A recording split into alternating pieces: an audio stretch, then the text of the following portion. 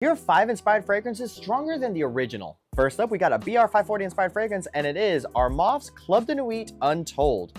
Which, to be honest, BR540 is not very strong, so that wasn't hard to beat. I actually prefer Mancero's Instant Crush, but it is more expensive than this, and this is more one-to-one. You get that same cotton candy sweetness mixed with that saffron and Middle Eastern flair, except this one just lasts longer. Now, I wouldn't say it's a beast mode, but BR540 is a far cry from that, and this is just better. Next up, you knew Aventus was going to be on this list, and what I have is Aventus Laventure.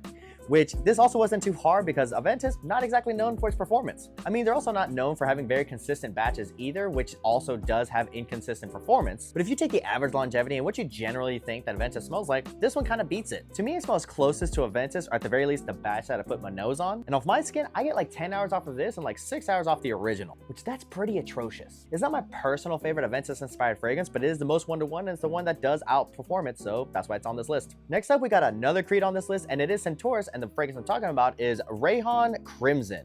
And this one's a beast mode, which once again, you cannot say about the original. This is easily a 12+ hour fragrance and gonna last even longer on your clothes. To me, it does come off a bit sweeter than the original, which I think is a good thing because all it does is make it more mass appealing, but it is still very much on the niche side of things, except this one performs like a beast, which to be honest, I would probably never get the original because this exists. Next on this list is inspired by Venom Incarnate, and it is Maison Alhambra's Scepter Desert. And this one's also a huge beast fragrance. There are a lot of people that claim that Venom Incarnate doesn't really last off their skin like maybe 6 to 8 hours. That is not a problem with this one at all. I got easily 16 hours off my skin, and even after a shower, it kind of was lingering there. Is that a bit much? Nah, we like our beast mode fragrances. But all that's kind of a really good thing because Venom Incarnate is actually a really good fragrance, especially if you like strawberries.